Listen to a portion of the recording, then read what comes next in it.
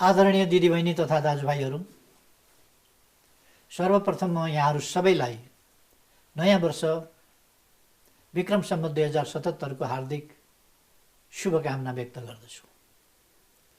पुरानो वर्षलाई विदा गर्ने र नयाँ वर्षलाई स्वागत गर्ने यो घडी वास्तवमा उल्लास र उमङ्गको पर्व हुनुपर्ने थियो। समीक्षा र नयाँ सङ्कल्पको अवसर हुनुपर्ने थियो। तर यस नयाँ वर्षलाई हामी साह्रै अप्ठ्यारो परिस्थितिमा स्वागत गर्दैछौँ। सिङ्गो विश्व समुदाय आज कोरोना सङ्क्रमणको महामारीबाट आक्रान्त छ। यस महामारीले हामी नेपालीहरूलाई पनि छोएको छ। संसारभर छरिएर रहेका नेपालीहरूका आफन्तजनमध्ये कतिपयलाई सङ्क्रमित तुल्याएको छ र केहीलाई हामीबाट खोसेको छ। तपाईँहरूको प्रधानमन्त्रीका रूपमा मैले यही असहज अवस्थाबीच भारी मनका साथ नयाँ वर्ष 2077 को शुभकामना भन्नु परिरहेको छ। यति बेला देशभित्र र बाहिर रहनुभएका सबै नेपाली दिदीबहिनी दाजुभाइहरूलाई मेरो कामना छ, तपाईँ र तपाईँका परिवारजन र आफन्तहरू सबै कोरोना भाइरसको सङ्क्रमणबाट जोगिन सक्नुहोस्। जसलाई सङ्क्रमण भएको छ उहाँहरूले यसमाथि विजय हासिल गर्न सक्नुहोस् अनि कोरोना भाइरसको विश्व महामारीबाट सिङ्गो मानव जातिसहित हामी नेपाली पनि छिट्टै मुक्त हुन सकौँ। यस भाइरस विरुद्धको जारी युद्धको अगुवाई सरकारले गरिरहेको छ। हरेक दुःखका पलहरूमा हामीले तपाईँहरूको हौसलापूर्ण साथ सहयोग र सद्भाव पाएका छौँ। आगामी दिनमा पनि सम्पूर्ण देशवासीहरूको निरन्तर साथ रहनेमा सरकार विश्वस्त छ। मेरो नेतृत्वमा रहेको नेकपाको वर्तमान सरकार गठन भएको 2 वर्ष बितेको छ। तपाईँ हामी सबैलाई थाहा छ, विगत 2 वर्षको प्रगति उत्साहजनक रहेको थियो। यदि यस महामारीको चपेटामा नेपाल नपरेको भए आज हामी विकासको दरका बारेमा चर्चा गरिरहेका हुने थियौँ। विगतका उपलब्धिहरूको जगमा उभिएर नयाँ उचाइ हासिल गर्ने योजना बनाइरहेका हुने थियौँ। स्वदेशमै फलदायी रोजगारी वृद्धिदेखि कृषिको आधुनिकीकरणको कुरा गरिरहेका हुने थियौँ। खनिज पदार्थको उत्खनन कार्यलाई तीव्रता दिने तयारी गरिरहेका हुने थियौँ। यति बेला नेपाल भ्रमण वर्ष 2020 को उल्लास फैलिरहेको हुने थियो। वर्षभरि 20 लाखभन्दा बढी विदेशी पर्यटकहरूले नेपाल भ्रमण गर्ने अभियानका रूपमा होमस्टे, होटल र रेस्टुराँहरू भरिभराउ हुने थिए। सहर बजार, ट्रेकिङ स्थल र पर्वतारोहणका गन्तव्यहरूमा पर्यटक र पर्वतारोहीहरूको चहल पहल व्यापक हुने थियो। अहिले हामीहरू दूरगामी लक्ष्यसहित थालिएको सगरमाथा संवाद भव्य रूपमा सम्पन्न भएकोमा खुसी मनाइरहेका हुने थियौँ। जलवायु परिवर्तन, पर्वत र मानव जातिको भविष्यका बारेमा हामीले गरेका छलफल र निकालिएका निष्कर्षका बारेमा विमर्श विश्लेषण गरिरहेका हुने थियौँ। समग्रमा विगतमा हामीले गरेका वाचाहरू, तिनको प्रगति र अब गरिने कामका योजनाबारे मैले यतिखेर देशवासीका सामु आफ्नो विश्लेषण राखिरहेको हुने थिएँ। 5 वर्षको जनादेशको झन्डै मध्यतिर आइपुग्दा हाम्रा अपेक्षा र परिणाम बीचको दूरीबारे संवाद गरिरहेका हुने थियौँ। तर आज हामीहरू एउटा भिन्न प्रकृतिको असहज परिस्थितिबीच नयाँ वर्षको आगमनलाई स्वागत गरिरहेका छौँ। यस असहज परिस्थितिको शीघ्र अन्त्यको अपेक्षासहित म सम्पूर्ण नेपाली दिदीबहिनी तथा दाजुभाइहरूमा नयाँ वर्ष 2077 शुभ रहोस् भन्ने पुनः हार्दिक कामना गर्दछु। कोरोना भाइरस महामारीका कारण अहिले हामी भयावह अवस्थाबाट गुज्रिरहेका छौँ। मेरो पछिल्लो पटकको सम्बोधनदेखि यताको 5 दिनको यस अवधिमा थप 35,000 मानिसले ज्यान गुमाइसकेका छन्। मानिसको जीवन रक्षाका लागि सिङ्गो विश्व अहिले लकडाउनमा छ। हाम्रा सम्पूर्ण गतिविधिहरू लकडाउनमा छन्। कतिपय परिवारका सदस्यहरू आफन्तबाट टाढा लकडाउनमा छन्। सङ्क्रमणबाट जोगिन सामाजिक दूरी कायम राख्नका लागि एकै ठाउँमा रहेर पनि कतिपय हामीहरू पारस्परिक दूरीमा छौँ। निसन्देह दुःखको यस घडीमा हामी भित्रको मानवीय भावनाले हामीलाई अझ दह्रो गरी जोडिरहेको छ। सिङ्गो नेपाली समुदाय राष्ट्रिय एकताको भावनात्मक एकतामा अझ घनिष्ठ रूपमा आबद्ध भएको छ। तर भौतिक रूपले भन्ने हो भने हाम्रो सामाजिक सम्बन्ध जोड्ने धागो टुटेको छ। सिङ्गो विश्वको अर्थव्यवस्थालाई गतिशील बनाइराख्ने उत्पादन प्रणालीको कडी टुटेको छ। अन्योल भएको कहाली लाग्दो अवस्थाबाट अहिलेको समय गुज्रिरहेको छ। दिदीबहिनी तथा दाजुभाइहरू, म अहिले 5 वर्ष अघिको त्यो कोलाहलपूर्ण अवस्था पनि सम्झिरहेको छु। त्यतिखेर विनाशकारी भूकम्पका कारण हाम्रा धेरै घरहरू ध्वस्त भएका थिए। आफू उभिएको भुइँ घरिघरि नाचिरहेको अवस्था थियो। अस्पतालहरू घाइतेबाट भरिभराउ थिए। कति उद्धारको अपेक्षामा चिच्याइरहेका थिए, कोही आफन्तको वियोगमा भावविह्वल थिए। न बस्ने ठाउँ छ, न सञ्चित गरिएका खानेकुरा बाँकी रहेको छ। घरबाट मानिस एकाएक सडकमा फ्याँकिएका थिए। त्यति बेलाको अत्यास लाग्दो अवस्थालाई हामीले एक भएर सामना गऱ्यौँ। धैर्यता र साहसका साथ उभियौँ, अघि बढ्ने प्रयास गऱ्यौँ। हजारौँ भौतिक संरचना भत्किए पनि हामीले मनोबल भत्किन दिएनौँ। सङ्कटका काला बादलहरू हटेर सूर्यको उज्यालो छरिने विश्वासलाई टुट्न दिएनौँ। त्यसपछि आएका सबै अप्ठ्याराहरूलाई एक भएर एक एक गरी छिमल्दै गयौँ। प्राकृतिक विपत्तिका कारण नेपालीहरू भौतिक सम्पत्तिका हिसाबले कमजोर भए होलान्, तर मानसिक रूपमा दरिद्र चाहिँ छैनन् भन्ने परिचय हामीले साहसका साथ दियौँ। हामीहरूको यो साहस र धैर्यलाई धेरैले प्रशंसा गरे। हामीलाई धुलो टकटकाएर उठ्न हात दिए। हामी नेपालीले परेको बेलामा प्रदर्शित गरेको एकता र अनुशासनले नै भत्किएको धरहरा फेरि ठडिन लागे जस्तै शिर ठाडो पार्ने स्थानमा आइपुगेको स्मरण गर्न म सबैलाई हार्दिक आग्रह गर्दछु। तर अहिले हामी त्यस समयभन्दा भिन्न एक अदृश्य शत्रु विरुद्ध युद्ध लडिरहेका छौँ। यस्तो शत्रु जसलाई रोकथाम गर्ने खोप या निको पार्ने औषधि अझै आविष्कार भएको छैन। यस्तो शत्रु जसले हामी जस्ता विकासोन्मुख मुलुकलाई मात्रै होइन, विकसित र बलियो स्वास्थ्य संरचना भएका मुलुकहरूलाई पनि हायल कायल पारिरहेको छ। हामीले यो युद्ध जित्नका लागि त्यस बेलाको भन्दा भिन्न युद्धका नियमहरू पालना गर्नु आवश्यक छ। यस युद्धमा दूरीमा शक्ति छ, दूरीबाट नै हाम्रो एकता प्रदर्शित हुन्छ भन्ने जस्तो नियमको पालना गर्नुपर्ने अनौठो अवस्था आएको छ। एक्लै एक्लै उभिँदै सामाजिक दूरी कायम राखेर अदृश्य शत्रु कोरोना भाइरसलाई छल्नुपर्छ भन्नेमा हामी सचेत हुनुपर्दछ।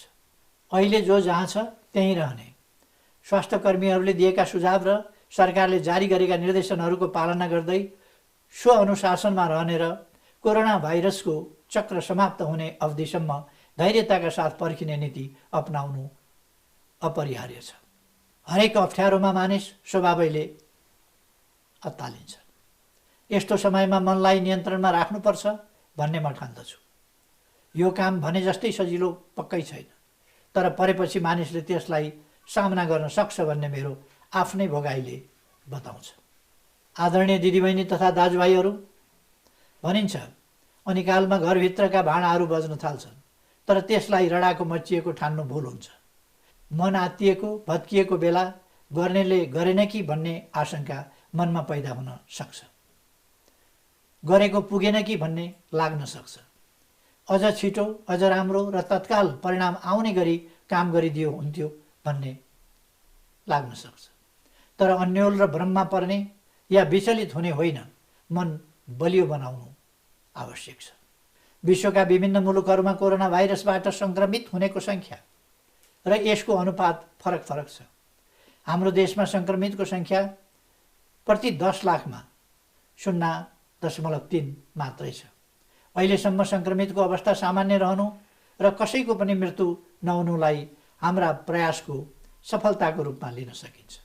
हो, अहिले सङ्क्रमणको आशंका गरिएका व्यक्तिहरूको जति परीक्षण भइरहेको छ पर्याप्त छैन।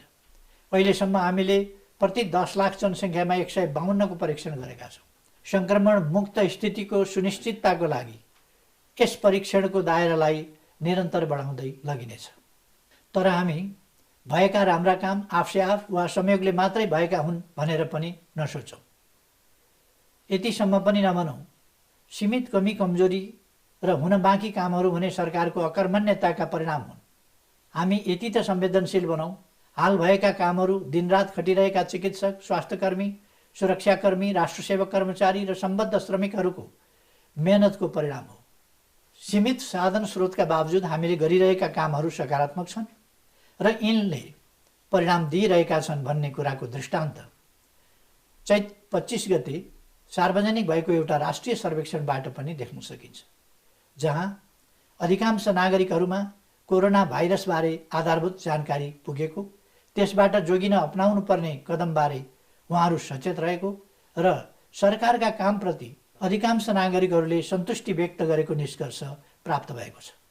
जति कामहरू हुन बाँकी छन् तिनलाई तिनै तहका सरकारहरूको नेतृत्व र समन्वयमा निरन्तरता र तीव्रता दिइनेछ। दिदीबहिनी तथा दाजुभाइहरू, कोरोना भाइरसका कारण विश्व अर्थतन्त्र र समग्र विश्व प्रणालीमै गहिरो र दूरगामी असर पर्ने कुरा निश्चित छ। यस महामारीले हाम्रो जमानाकै सर्वाधिक गम्भीर विश्व आर्थिक मन्दी निम्त्याउने सहजै अनुमान गर्न सकिन्छ।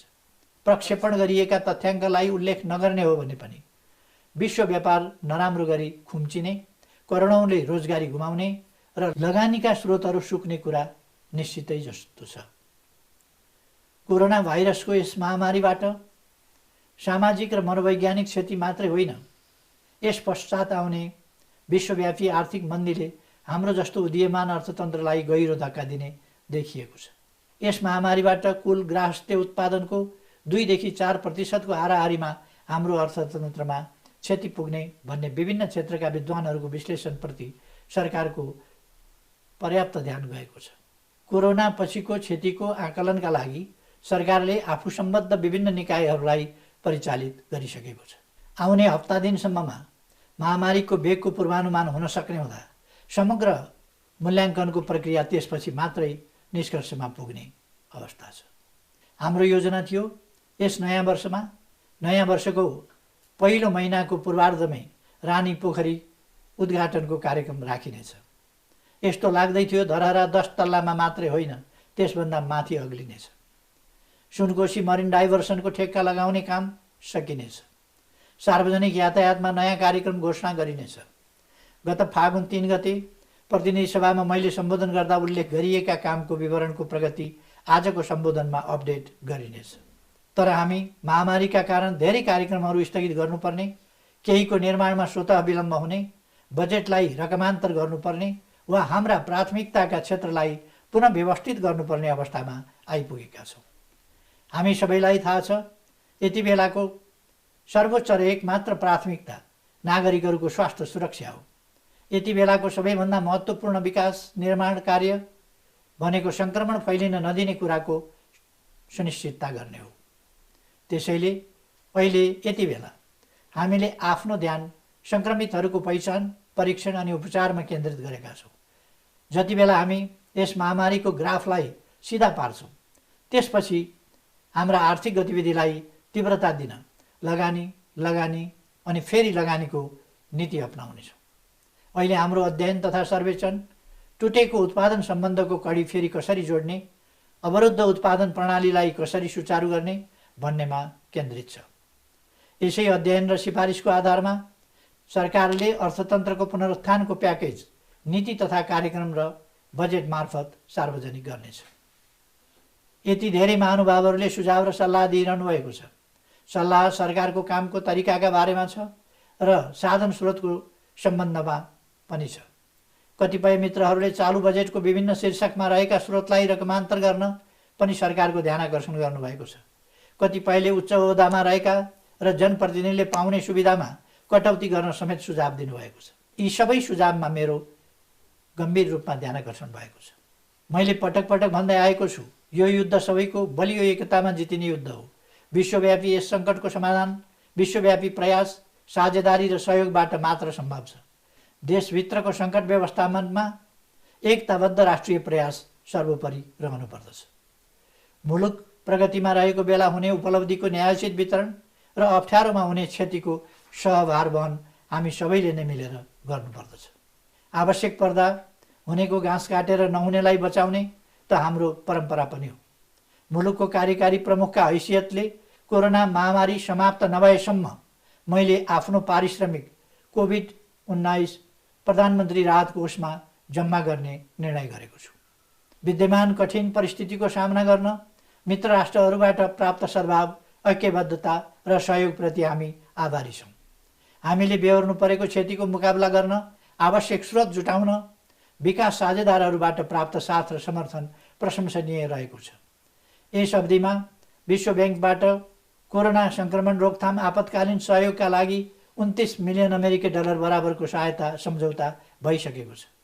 यसै गरी विभिन्न शीर्षकमा विश्व बैङ्कसहित विभिन्न साझेदार संस्थाबाट 1563 मिलियन अमेरिकी डलर बराबरको रकमको व्यवस्था भइसकेको छ। परम्परागत सहायता नीति, कार्यक्रम तथा सहायताका उपकरणबाट मात्र अहिलेको सङ्कटको समाधान हुन सक्दैन भन्ने स्पष्ट छ। नवीन सहायता नीति, कार्यक्रम र सहायता उपकरणबाट मात्र हाम्रा जस्ता जोखिमयुक्त देशले सङ्कटमाथि विजय हासिल गरेर अगाडि बढ्न सक्छन्। त्यसैले नियमित रूपमा उपलब्ध भइरहेको भन्दा थप स्रोत साधन अपरिहार्य भएकोले विकास सहायताको प्रकार, विधि, शर्त तथा ऋणको लागत एवं प्रक्रियालाई परिमार्जन र सरलीकृत गर्न सरकारले पहल गर्नेछ।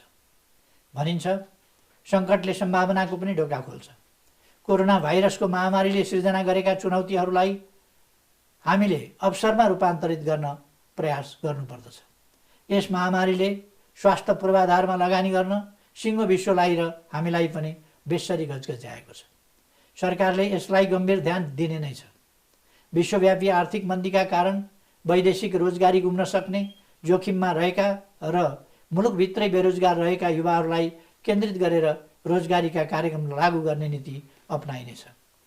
कृषि, साना तथा मझौला उद्योगका अतिरिक्त स्वरोजगारीका नयाँ सम्भावनाहरूको खोजी गर्न सम्बन्धित क्षेत्रका व्यवसायी, विशेषज्ञहरू र स्वयं युवाहरूसँग मिलेर ठोस योजना अगाडि सारिनेछ। दिदीबहिनी तथा दाजुभाइहरू, कोरोना भाइरसबाट प्रभावित हुने सबै वर्ग र क्षेत्रका नागरिकको अभिभावकत्व सरकारले लिन्छ। सबैभन्दा पहिले जनतालाई महामारीबाट उम्काइनेछ, सँगसँगै रोजीरोटीको जोग गरिनेछ।